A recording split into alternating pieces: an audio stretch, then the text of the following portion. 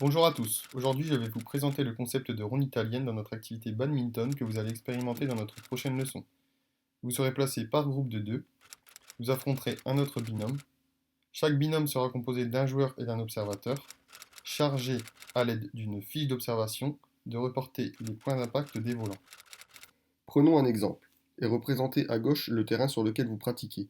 À droite, la fiche d'observation. Le terrain est découpé en trois zones. La zone 1 qui est la zone avant, la zone 2 qui est la zone centrale et la zone 3 qui est la zone arrière. À la fin de l'échange, lorsque le joueur qui pratique gagne le point, son binôme reporte sur la fiche d'observation le point d'impact du volant dans la zone correspondante. Par exemple, dans cette situation, nous pouvons voir que le volant atterrit dans la zone centrale qui est la zone numéro 2. Ainsi, l'élève observateur reporte l'endroit du point d'impact du volant avec une croix sur sa fiche d'observation. En ce qui concerne l'organisation, une rencontre se joue en 14 points et en deux matchs.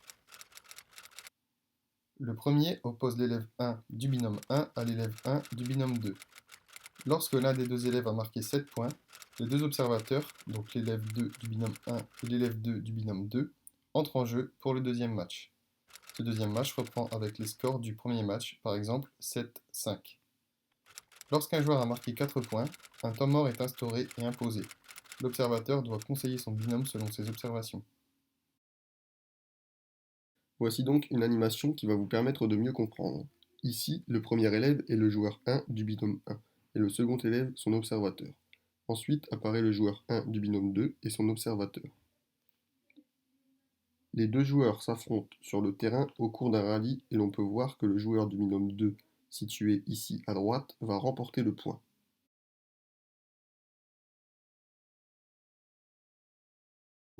Ainsi, l'observateur muni de la fiche d'observation étudiée précédemment reporte le point d'impact du volant au bout de la flèche que vous pouvez voir ici. Lorsqu'un des deux joueurs a marqué 4 points, c'est l'heure du temps mort. Ici, le score est de 4-3, donc les joueurs rejoignent leur observateur. Pour le joueur du binôme 1, on peut voir ici qu'il a gagné 3 points en jouant en zone arrière et 1 point en jouant en zone centrale. Le conseil que l'observateur pourrait faire à ce joueur serait d'exploiter la zone avant, car celui-ci ne joue jamais dans cette zone.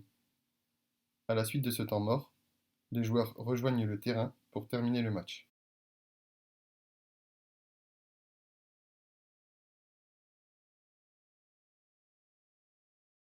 Lorsqu'un des deux joueurs a atteint le score de 7 points, les joueurs deviennent observateurs et les observateurs joueurs. Les deux nouveaux joueurs s'engagent dans le match qui démarre sur le score de 7-5 dans notre situation. Comme pour le premier match, il y a un temps mort lorsqu'un des deux joueurs a marqué 4 points. Le match est terminé lorsqu'une des deux équipes a marqué un total de 14 points. Ici, nous pouvons voir que c'est le binôme 2, situé à droite, qui remporte la rencontre sur l'ensemble des deux matchs. Merci de votre attention et à la semaine prochaine.